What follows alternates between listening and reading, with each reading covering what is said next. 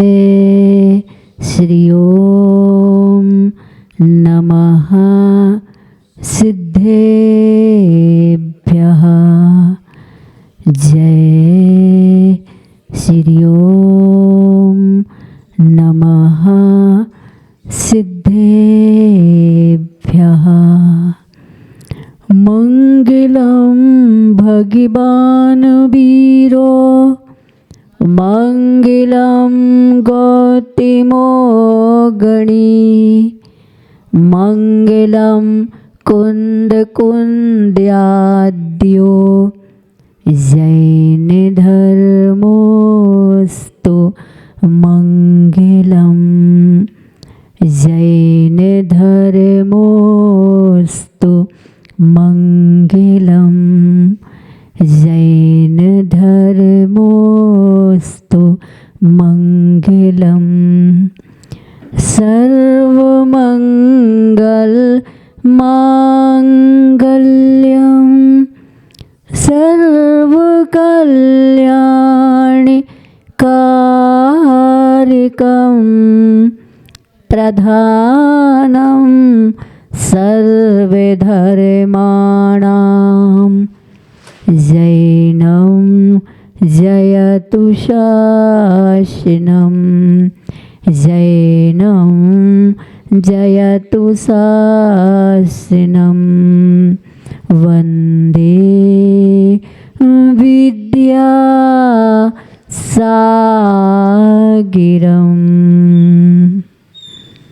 सारे सागर छारो है मम गुरु मधुर अपार। नमः विद्यासागर गहूँ भव सागर कर पार। भव सागर कर पार। पंच परमेष्टि भगवंतों की, श्री कुंडलपुर के बड़े बाबा की, चंद्रगिरी महातीर्थ के मूल नायक 1008 श्री चंद्र प्रभु भगवान की, विश्व शंकर चिंतामणि पारसनाथ भगवान की, भगवान महावीर स्वामी की, संत शिरोमणि आचार्य भगवंत गुरुदेव श्री विद्यासागर जी महाराज की, गुरुनाम गुरु श्री ज्ञान सागर जी महाराज की, आचार्य भगवान श्री समय सागर जी महाराज की, 3 कम 9 करोड़ मुनि राजों की, पर्युषण महापर्व राज की सत्य धर्म की जय। उत्तम सत्य धर्म की जय।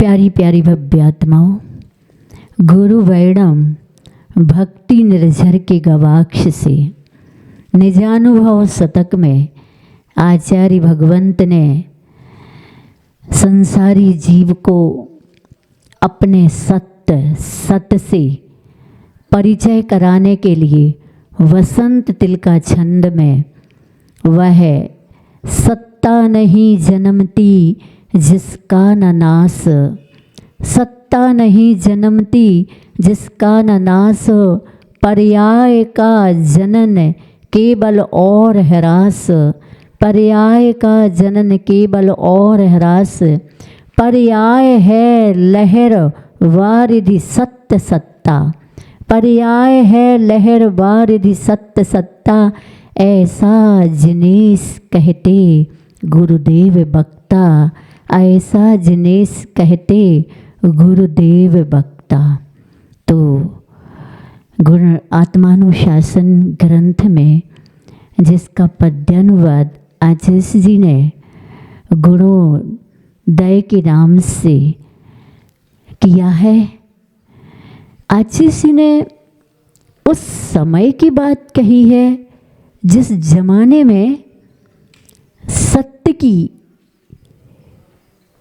सिर्फ व्याख्या ही नहीं बल्कि सत्य का जीवन जीते थे। आशीष जी के श्री मुख से सुना था कि जमाना वो था जब जॉइंट फैमिली, सामूहिक संयुक्त परिवार, 100 लोग एक परिवार में रहते थे।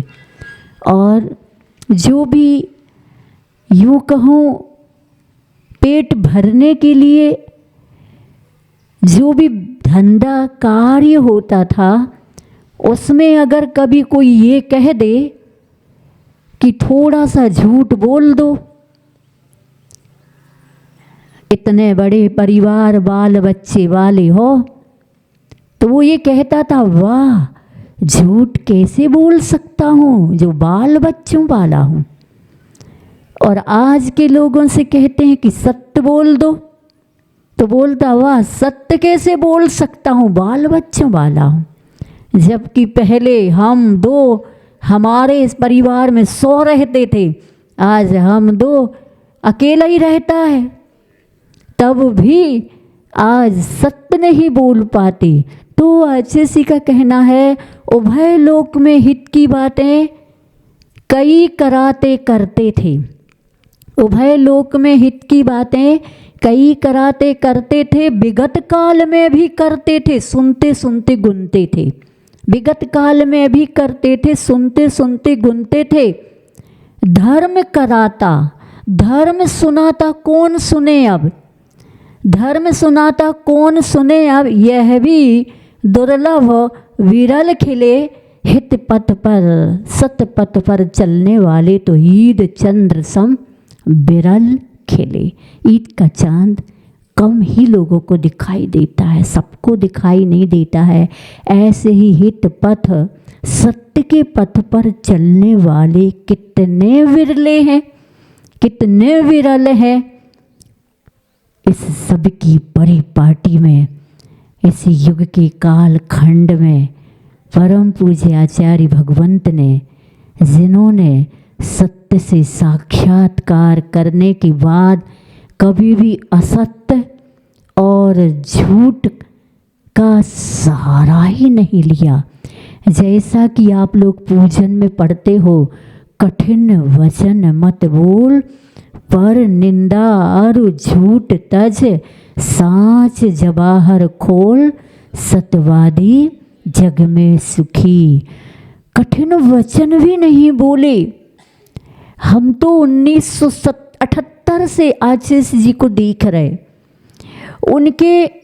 उनके इस साधना पक्ष में हम लोगों ने कितने अवसर प्राप्त किए। कभी प्रायश्चित के भी अवसर प्राप्त हुए, तो कभी किसी भी प्रकार से हम लोगों को अगर बात समझ में नहीं आई, वो भी हमने पक्ष देखे हैं। लेकिन कभी भी आचार्य जी ने कठोर अनुचित शब्दों के प्रयोग इस युग में किसी के लिए भी नहीं किए हैं। जबकि अष्टपाहुड़ ग्रंथ में आचार्य भगवंत श्री कुंद स्वामी ने, जब कोई भी मुनि बन करके मुनीम का काम करने लग जाए, अपने महाव्रत समितियों से, आवश्यकों से अपने को शिथिल बना ले, तब आचार्य श्री कुंद स्वामी कहते हैं, फिर इस भेष को धारण करने के लिए उन्होंने कुछ भी ऐसे अनुचित शब्दों के प्रयोग, जैसे आचार्य जी कहते वैसे किए हैं, जैसे एक माँ का बच्चा बालक बड़ा होता है। माँ कहती, देख बेटा ऐसा नहीं करना, फिर भी वो 5-7 वर्ष का बालक जो माँ मना करती है उधर मत जाना और उधर जाता है, उसको टच मत करना और टच करता है, तो माँ अंत में गुस्सा होके, पहले का चूल्हे का ज़माना था, जैसी का कहना, आज का तो गैस का ज़माना, गैस उठा के नहीं बताती, पहले तो चूल्हे से लकड़ी निकाल के कहती, देख तेरी क्या तेरा नाश हो जाए, तेरा सत्यानाश हो जाए, सत्यानाश हो जाए। आचार्य कहते हैं सत्यानाश हो जाए, कहती थी माँ, भीतर अंदर हाथ पसार के बाहर मारत चोट थी।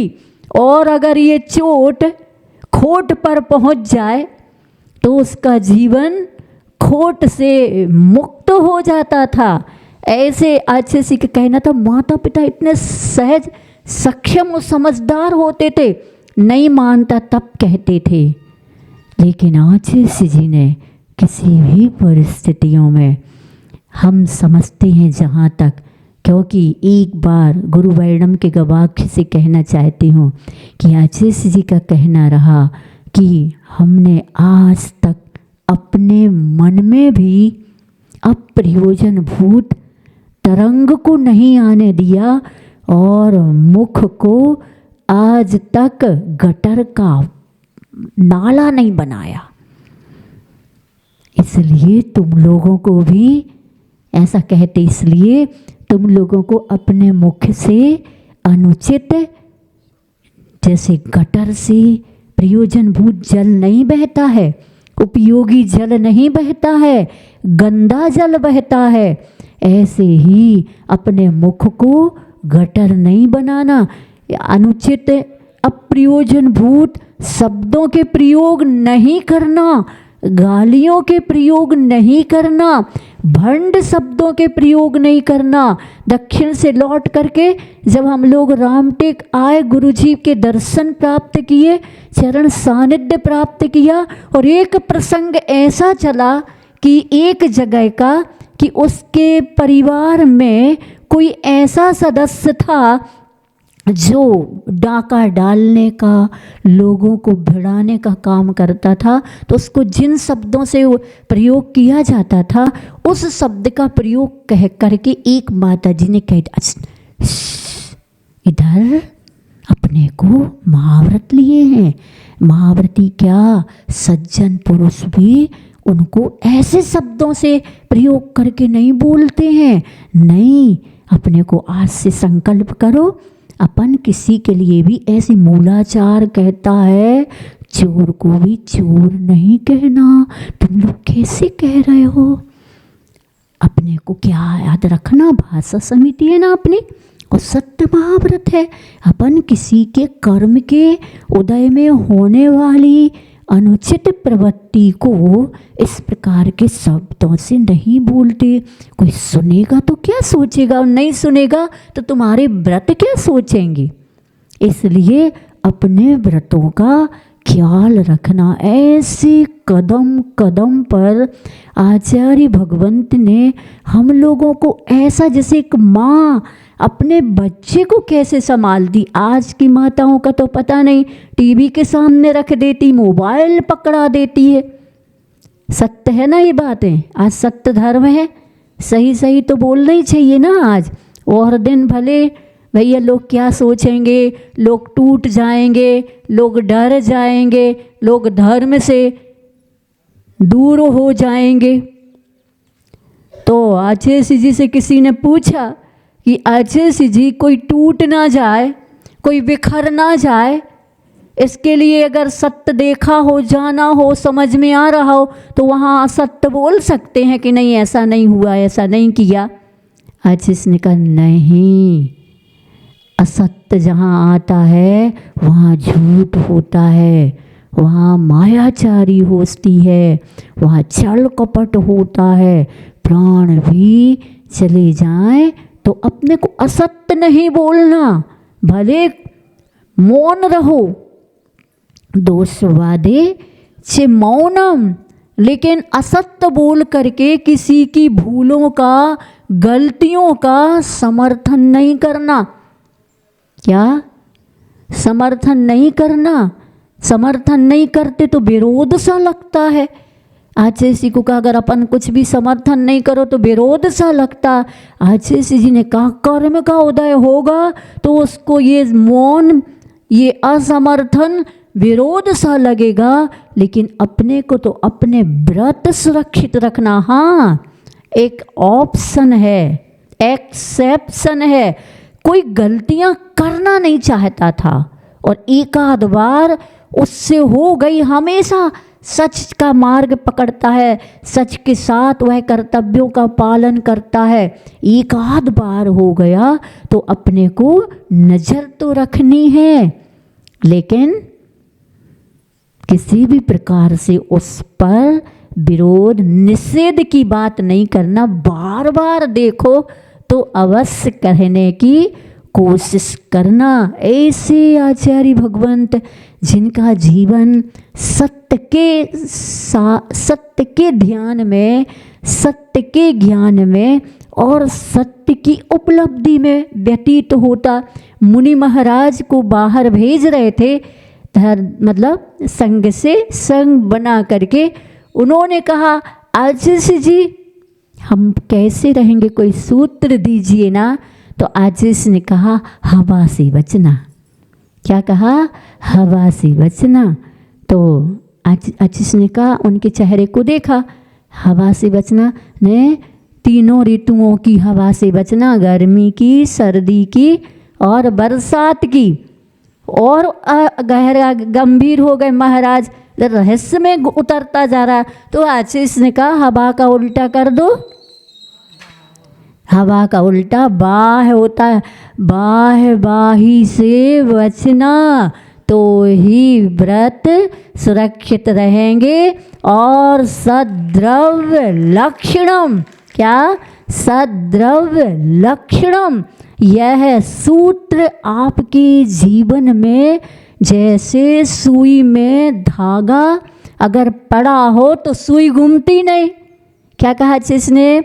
सुई में धागा हो तो सुई घूमती नहीं है। ऐसे ही आत्मा में सूत्र का धागा पिरो के रखोगे तो घूमोगे नहीं और घूमोगे भी नहीं, बल्कि अपनी पर्यायें जो विभाव रूप में है और जो हमारी स्वभाव पर्याय सिद्ध पर्याय है, जिसका हमें दर्शन भी नहीं हो रहा है, सो फटी हुई पर्यायें भी सुई से सिलने का काम कर लेना, चुभोने का नहीं करना।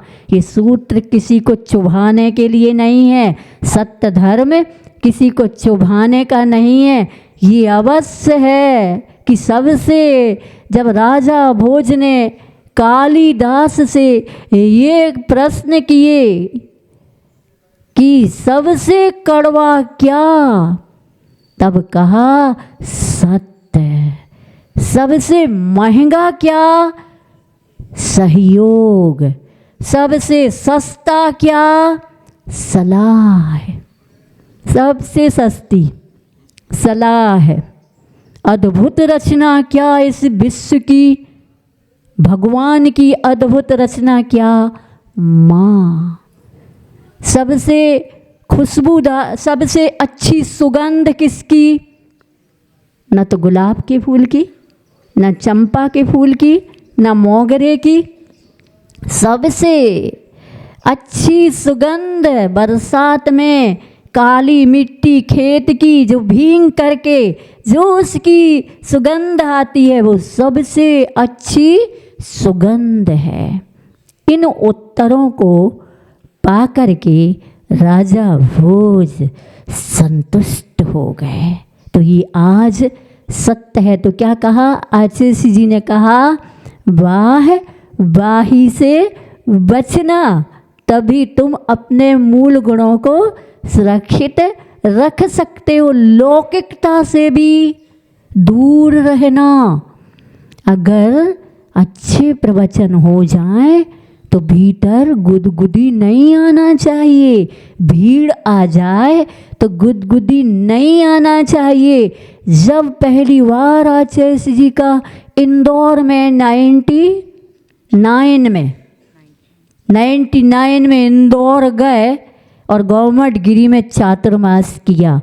प्रवेश के दिन इतनी भीड़, ऐसी भव्य आगमानी, भव्य अति भव्य आगवानी, और हर जाति के भक्त गणों ने सब जगह अपने टेंट लगा लगा करके अलग से आरती उतार कर अनेक प्रकार के बैंड बाजों के साथ अपार भीड़। जब आचार्य जी स्थान पर मतलब प्रवेश हुआ, जहाँ शायद पहले किसी भी कॉलोनी में गए होंगे, गवर्नमेंट गिरी पहले नंबर, गोमट गिरी पहुँचे तो वहाँ पर अक्षय जी आहार को निकले। आहार के उपरांत प्रत्याख्यान होता है, ईर्या पद भक्ति होती। सारे महाराज बहुत प्रसन्न दिख रहे थे और कोई ने इतना ही कह पाया, आज की आगवानी इतना ही कह पाया, अक्षय जी कहते सुनो, पर्याय दृष्टि नहीं रखना, द्रव्य दृष्टि रखना। क्या? पर्याय दृष्टि मत रखना, द्रव्य दृष्टि रखना। पर्याय दृष्टि से अनेक अनेक अनेक अनेक प्रकार से देखने में आएगा, और द्रव्य दृष्टि रखोगे तो आत्म तत्व देखने में आएगा। होनहार भव्य जीव देखने में आएंगे, होनहार भगवान आत्मा आएगी। तो हर्ष और विषाद से जब द्रव्य दृष्टि होती है ना, तो न हर्ष होता है, खुशियों में हर्ष नहीं, प्रतिकूल परिस्थितियों में विषाद नहीं होता है। ऐसा अक्षय जी अपनी शिष्य मंडली को कैसे संभालते थे और हर स्थिति को देखने के बाद वो कैसे सत्य की ओर ले जाते थे। एक बार अक्षय जी कक्ष में प्रवेश कर गए मुनिराजों के। उन्होंने देखा कि एक महाराज दीवार से टिक्के प्रतिक्रमण कर रहे हैं। अब अक्षय जी ने क्या किया, उनको टोका रोका नहीं, और वो वहाँ पर दोपहर को ही खड़े होकर के वहीं उन्हीं के कक्ष में सामायिक कर रहे 2.5 घंटे की। उस कक्ष के मुनिराजों ने कहा, अक्षय जी आज आप हमारे कमरे में, हम लोगों के कक्ष में, हम लोगों के उसमें अक्षय जी बहुत अच्छा लग रहा, बहुत आनंद, पर आपने 2.5 घंटे की खड़े होके सामायिक की। अक्षय जी आप बैठ के भी तो कर सकते थे। तब अक्षय जी ने मालूम क्या कहा, सत्य बात कही, सत्य की बात कही, सच्चाई कही। अगर मैं बैठ के सामायिक करूँगा तो आप लोग लेट के करोगे, टिक के करोगे, दीवार का सहारा चाहिए पड़ेगा, और मैं जब खड़े होके करूँगा ना तो तुम सब लोग बैठ के बिना टिके बिना सहारे के करोगे। जब कभी भी अक्षय जी इस दृष्टि से पहुँच जाते थे कि देखें तो सही समय पर सब कोई कार्य हो रहे हैं कि नहीं। एक बार तो जब एक आध बार गए तो मुनिराजों ने कहा, अक्षय जी आप रोज़ रोज़ आया करो। अब आते ही नहीं आप, हम लोग को बहुत अच्छा लगता है, कम से कम हम लोग अलर्ट हो जाते हैं, कम से कम आपके कारण हम आवश्यकों से बंध जाते हैं। अक्षय जी ने कहा, मुझे बांधने की कोई आवश्यकता नहीं। 28 मूल गुणों की 28 रस्सियाँ से तुम लोगों को आगम ने बांधा है। किसने बांधा? आगम ने बांधा है। अब मुझे अलग से बांधने की क्या आवश्यकता है। हम लोगों के जीवन में भी वो सम्यक दर्शन, वो स्थिरता सत्य की भरते रहे। मड़िया जी पंच कल्याणक अभी शायद 2009 में हुआ या 2007 या 9 में हुआ, 9 का पंच कल्याणक, और मड़िया जी का पांडाल बना पंच कल्याणक का, और उसमें सभी आरिकाओं, बड़ी बड़ी आरिकाओं की तस्वीरें लगीं, और हमारी आरिका दुर्लभमती माता जी, आरिका अंतर्मती, सभी आरिकाओं ने अचानक वो नजरें चली गई। तो उसमें मेरी तस्वीर नहीं थी, लेकिन हमारी आरिका दुर्लभमती माता जी की तस्वीर थी। माता जी को बहुत विकल्प हो गया, बोले ऐसे कैसे हो सकता है, हमारी निकालो और आपकी लगवा। हमने कहा सुनो, मुझे तो कोई विकल्प नहीं है, अपने को अपनी तस्वीर की क्या आवश्यकता है, तुम्हें विकल्प करने की आवश्यकता, लगा दी तो लगा दी, उसमें अपने को विकल्प की क्या आवश्यकता, तस्वीर की क्या आवश्यकता, हम तो साक्षात हैं। ऐसा करके तो उन्होंने कहा नहीं मेरा मन नहीं लग रहा, अपन अक्षय जी के पास चलो। तो अक्षय जी के पास हम लोग सुबह सुबह पहुंच गए। तो अक्षय जी तो माता जी लोग बोली हम लोगों को विकल्प हो गया। तो बोले किस चीज़ का विकल्प हो गया? बोले पांडाल में। आज दुर्लभमती जी ने कहा अक्षय जी हमारी तो लगी है, हमारी माता जी की नहीं लगी है।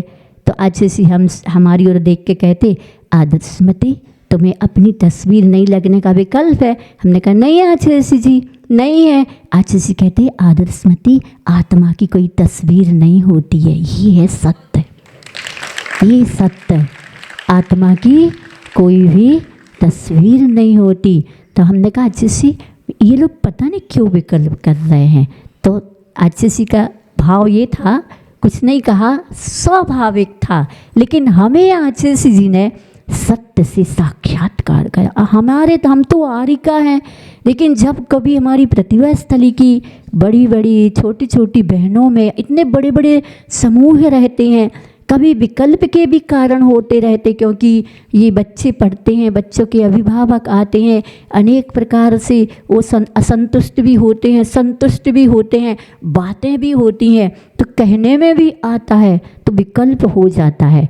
तब आचार्य जी के पास बड़ी बहनें पहुँची, आचार्य जी ऐसा, आचार्य जी कहते अरे ये तो संसार में अनुकूलताएं और प्रतिकूलताएं और संघर्ष, ये सब कुछ, और कोई गलत भी बोलेगा, लेकिन मैं ये कहना चाहता हूँ ये समय सार की गाथाएं, ये नियम सार की गाथा, ये सम सत्तु बंधु भग्गो संशय दुखो पसंस निंद समो समलोटु कांचनो पुण्य जीवित मरणो समो समणो, इस गाथा का प्रयोग कब करोगी? किसके लिए कुंदाचार्य भगवंत इतने सारी गाथाएं लिख के गए हैं? अगर अपन लोग प्रयोग नहीं करेंगे तो कौन करेगा? उनका इतना अथक प्रयास, उनकी अथक साधना व्यर्थ में हो जाएगी। इसलिए छिज्जदुआ विज्जदुआ रिज्जदुआ हवजादु विपलयम जम्मा तम्मा गच्छबि तहाविना परिगहो मज्ज, ये शब्द पुद्गल वर्गणाएं हैं, ये अनुकूलता प्रतिकूलताएं वाह हैं, ये हमारे कर्म पर डिपेंड करती। इसलिए हमें समय सा इन कर्तव्यों के साथ समय सार को पास में रखना है, जिब्बा में नहीं, जीवन में होना चाहिए। और ये चीज़ें हम लोगों को आचार्य जी ने 84 सन में ब्राह्मी आश्रम, 78 79 सन में तो कुंडलपुर, 80 सन में सागर ब्राह्मी आश्रम खुलवाया, और फिर 84 सन में जबलपुर में ब्राह्मी आश्रम खुला। जबलपुर में हम एक बार बहुत बीमार हो गए और टाइफाइड आ गया, तेज़ बुखार, और अब सभी बहनें ऐसी थी ना कि इतना नहीं होता ना, घर में तो माता पिता रहते हैं देखने के लिए, सबके मन में इतनी भावना नहीं जग पाती है कि अपन किसी बीमार को समय पर देख लें, समय पर उसको भोजन दे दें, दवाई दे दें। और चूँकि आचार्य जी थे तो चौका वगैरह भी लगते, तो इसमें और देर होती। तो हम आचार्य जी के पास गए और आचार्य जी का आहार हुआ आश्रम में। फिर हम सब पूरी बहनें आचार्य जी के पास गए, तो पता नहीं कैसा संप्रेषण था कि आचार्य जी ने सब बहनों से कहा आश्रम को समय सार में बनाओ। क्या? आश्रम को समय सार में बनाओ। हम बोल पड़े, क्योंकि हमारे साथ घटित हुआ था, कोई समय पर मुझे दिया नहीं।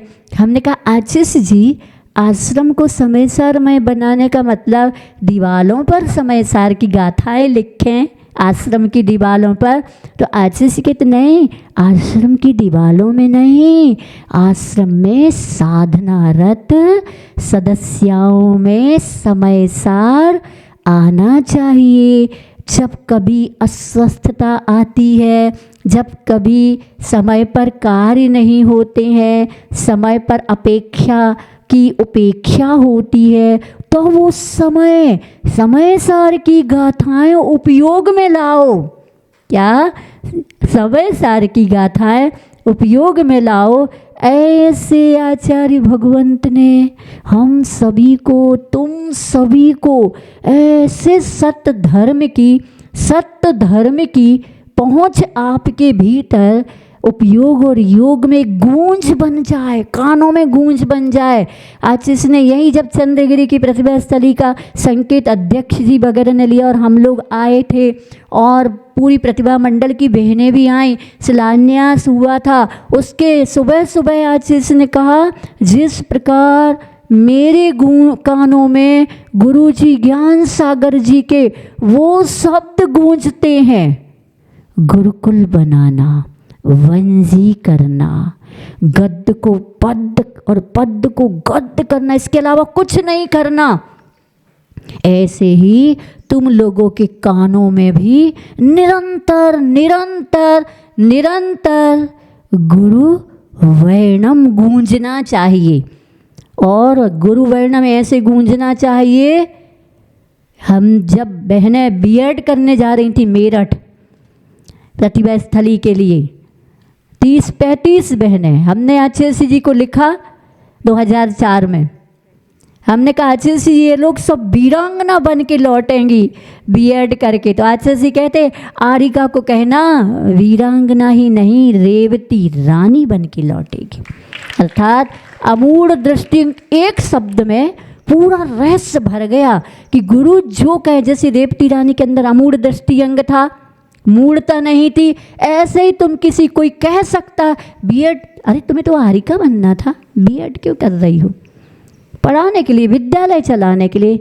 आचार्य जी का कहना था किसी को भी नहीं सुनना, हमें हमेशा आई लगाम, जैसे तांगे में घोड़े को आई लगाम क्यों होती? कहीं दुर्घटना घट जाए, दुर्घटना ना घट जाए, कहीं घोड़ा साग भाजी सब्जी इत्यादि में मुंह ना मार दे, बैठे लोगों का एक्सीडेंट हो जाए, ऐसे आत्मा का एक्सीडेंट ना हो, कहीं भ्रमित ना हो जाओ, इसलिए गुरु आज्ञा का साइवान।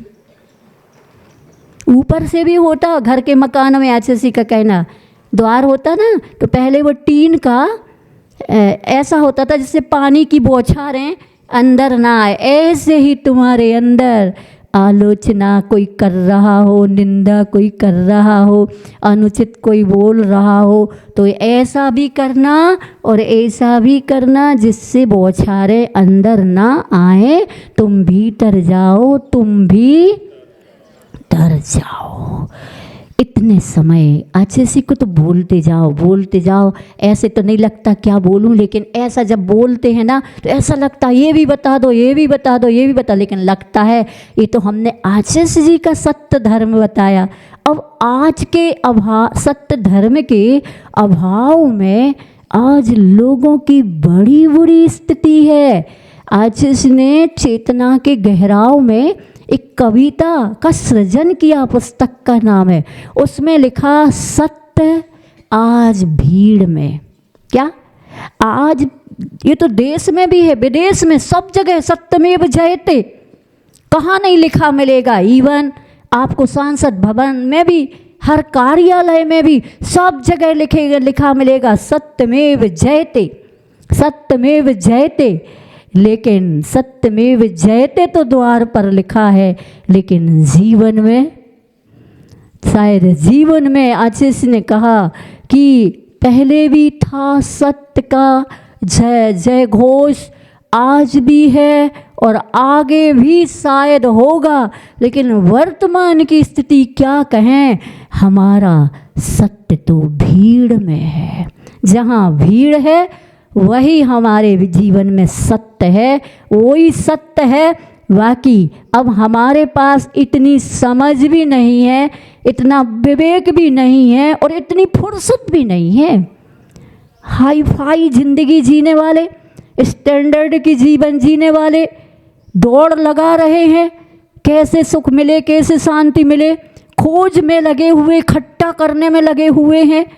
उनके लिए एक पल के लिए भी अगर थोड़ा सा रोक टोक दो तो यहाँ तो कह रहे कठिन वचन मत बोल, वहाँ कठिन वचनों की बौछारें होती हैं, ऐसे अनुचित शब्दों की बौछार। आज किसी ने किसी का महत्व नहीं समझा, रिश्ते भी टूट गए, समाज भी टूट रही, परिवार भी टूट रहे, घर भी टूट रहे और टूट करके धर्म भी बिखर रहा है, टूट रहा है। पहले आचार्य के श्री मुख से सुनते थे, लेकिन आज वर्तमान में उसमें और कुछ जुड़ गया है।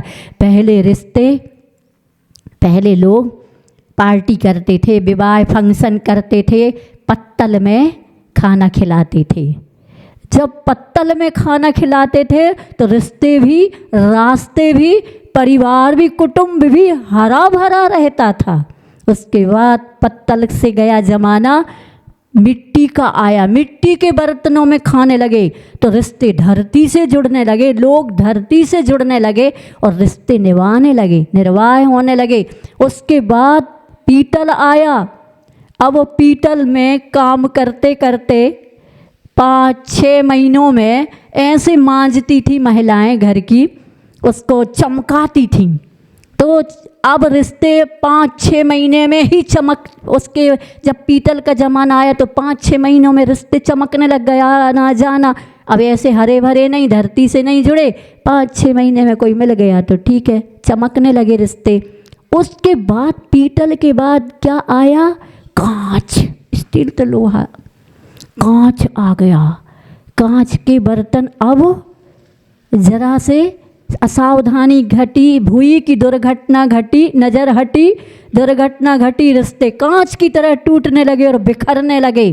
अब तो वर्तमान थर्माकोल, यूज एंड थ्रो, ये हाल है। कहाँ गया वो सत्य जो हरा भरा रहता था? यही प्रार्थना वीर से अन्य से करजोर, हरी भरी दिखती रहे धरती चारों ओर। आचार्य जी समय शिखर की यात्रा में कभी कभी इस दोहे को पूरे बिहार में 20-22 किलोमीटर के बिहार में यही कहते जाते थे, गांव गांव से निकलते थे और यह दोहा थोड़ा सा सुनाई पड़ता था। हम लोग साथ साथ बिहार करते थे, पीछे पीछे बाजू बाजू में भी हो जाते थे तो सुनाई पड़ता था। लेकिन अब तो बड़ा बुरा हाल है, रिश्ते ऐसे बिखर रहे हैं, लोग ऐसे बिखर रहे हैं और बिखर रहे हैं। अरे किसी ने कहा बिखरेंगे, उलझेंगे नहीं तो सुलझेंगे कैसे, और बिखरेंगे नहीं तो निखरेंगे कैसे। लेकिन इसके साथ साथ आज किसी ने कहा कि चाकू, खंजर, तीर, तलवार आपस में लड़ रहे, कौन गहरा घाव करता है? पीछे से शब्द मुस्कुरा रहा है, इनसे भी गहरा घाव कौन करता है? शब्द करते हैं। तो ये कहानी है कि सत्यमेव जयते, लेकिन आज सत्य, वास्तविक सत्य नहीं रहा, आज तो बिकने लगा। क्या? सत्य बिकाऊ हो गया है। बहुत सी बातें हैं जो आप इन आँखों से पहले तो समझ में नहीं आता था, क्योंकि सिर्फ ये टेलीविज़न का ज़माना ही नहीं था, टीवी का ज़माना ही नहीं था, मोबाइल का ज़माना ही नहीं था, इवन फ़ोन तक, पोस्ट ऑफिस वाले फ़ोन भी नहीं थे। आ गए वर्षों में, कोई लेटर या मिल गए, ऐसा होता था। लेकिन आत्मीयता होती थी, विश्वास होता था, सत्य होता था। आज तो एक पल में विश्वास टूट जाता है। और आज का ज़माना तो ऐसा है, जिन्होंने हमें बनाया है, बड़ा किया है, खड़ा किया है, 9 मास गर्भ में रखा है, ऐसे माता पिता के लिए भी उनके बच्चे पल में विवाह होते ही वाह समाप्त हो जाती है और आग जैसा जीवन बनता है। टूटते हैं रिश्ते, बिखरते हैं रिश्ते, जलते हैं रिश्ते, ईर्ष्या से भर जाती है। और माता पिता जो 25-26 वर्ष तक तुम्हें अपने साये में रख करके बड़ा किया, खड़ा किया, पढ़ाया, लिखाया, योग्य बनाया, एक रात में इतिहास बदल देते हैं। अब ये तो चलो राग देश धन दौलत के कारण होते, धर्म के रिश्ते भी बिखरने लग गए। जिन गुरुओं ने हमें बनाया है, बड़ा किया है, हम बड़े हुए हैं, साधना के पथ सीखे हैं, जिन्होंने हमें ऐसा आशीर्वाद दे करके और पल पल पर, कदम कदम पर, बीमारियों में भी, परिस्थितियों भी, प्रतिकूलताओं में भी संभाला है, आज हम उनको भी भूल रहे हैं। उनके लिए भी कैसा हो गया ये संसार।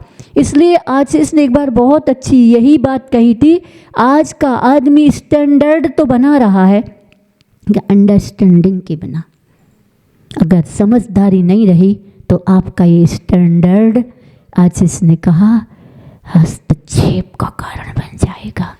इसलिए आज अवलोकन करने की आवश्यकता, ऑब्जर्वेशन में रखने की आवश्यकता है। किसी जगह पुराने ज़माने की बात है कि एक गांव में पंचायत लगी हुई थी और उस पंचायत में यही समस्या रखी गई प्रत्येक व्यक्ति के साथ, अपने गांव का कुआं एक ही है, पूरा पानी से भरा है। पहले नल का ज़माना नहीं था और कोई ज़माना नहीं था, पाउच का ज़माना नहीं था कि पाउच बिक जाए आ जाए और प्यास बुझा ले। और उस जमान वो देखा कि कुएं का पानी बड़ा दुर्गंध से युक्त है, बदबू मार रहा है, पी नहीं पाते हैं, इस समस्या का समाधान कैसे हो। सब लोग बैठे बैठे विचार विमर्श कर रहे थे।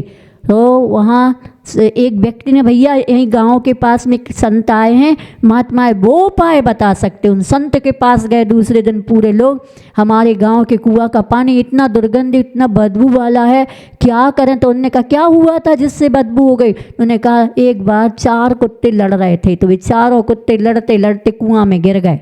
अच्छा ऐसी बात है, तो गंगा का जल एक आध टैंक लाओ, गंगा का जल डाल दो।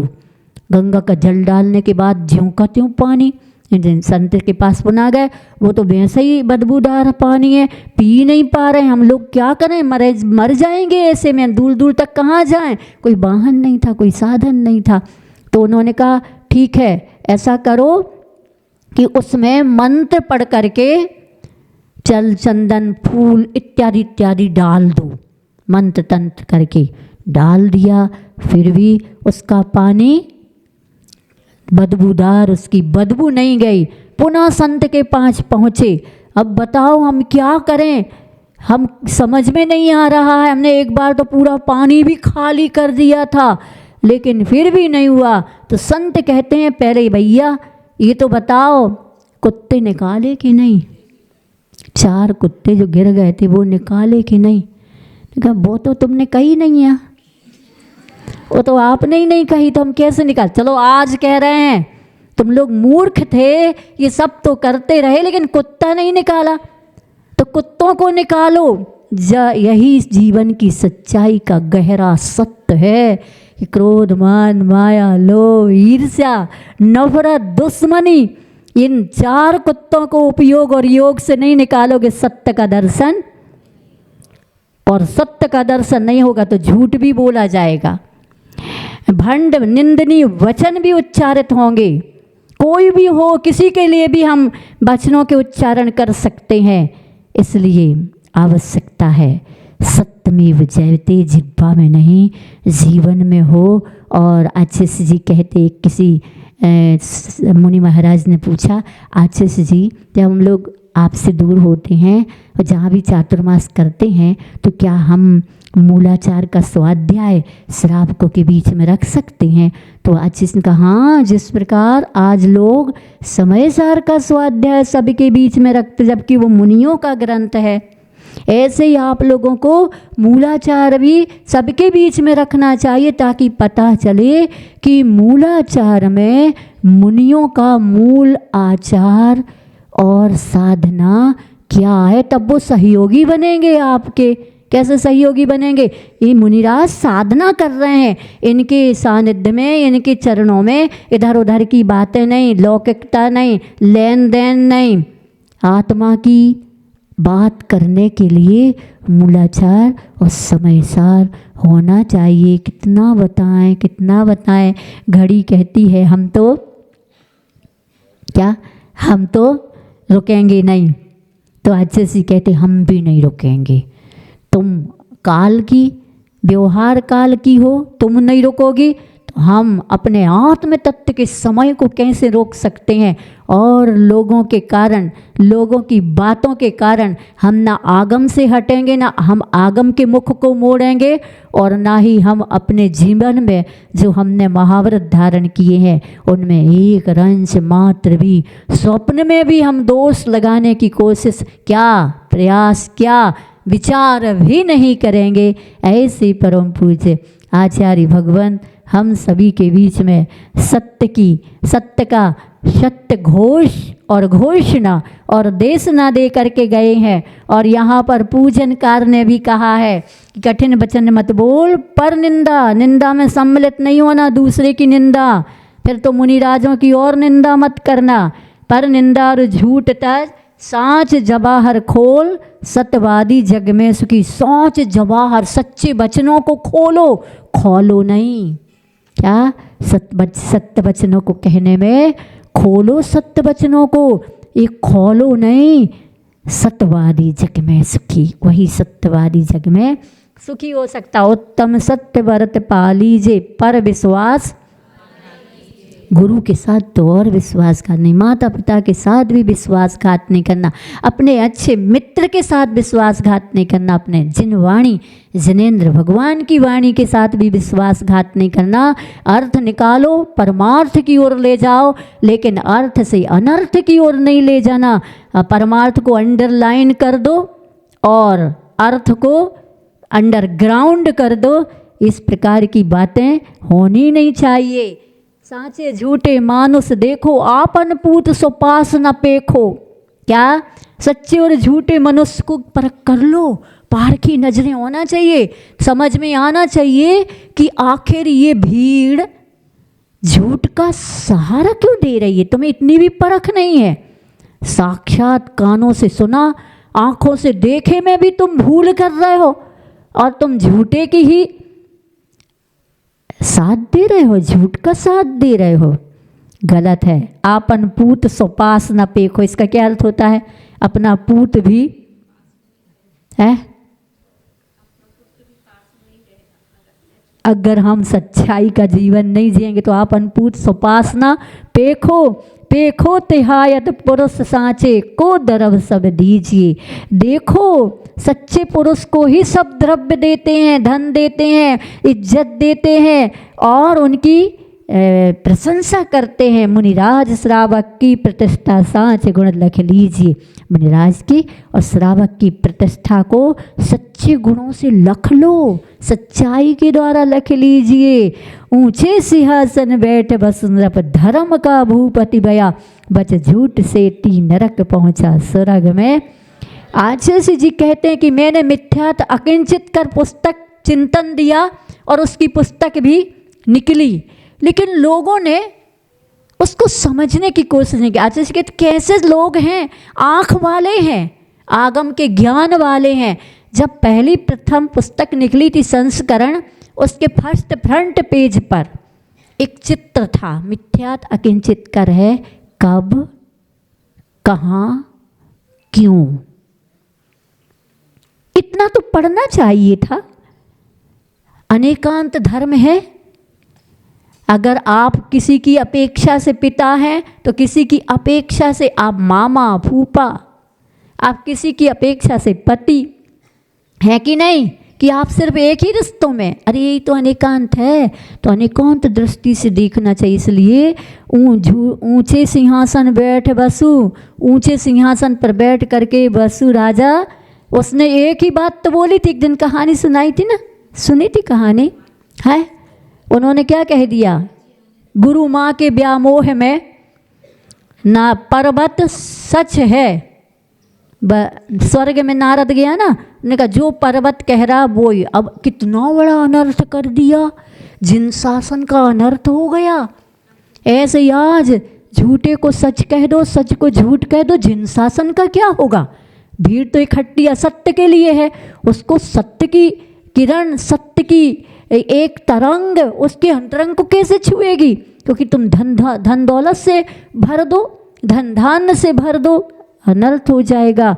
इसलिए ऊंचे सिंहासन बैठ बस धर्म का वो बजे, बच झूठ से ती नरक पहुंचा। एक वचन झूठ का, एक झूठ नरकों में ले गया। जो झूठ पर झूठ बोलते, क्यों कल कहा था ना, परसों, कल कहा था परसों, एक बूंद शराब पीने वाला नरक नहीं जाता, बाटल पर बाटल पिए वो नरक जाता। ऐसा है नहीं, एक बूंद पिए वो नरक जाता है, लेकिन जो बाटल पर एक शब्द झूठ बोलेगे तो नरक में जाओगे। खूब झूठ पर झूठ, झूठ पर झूठ, झूठ पर झूठ।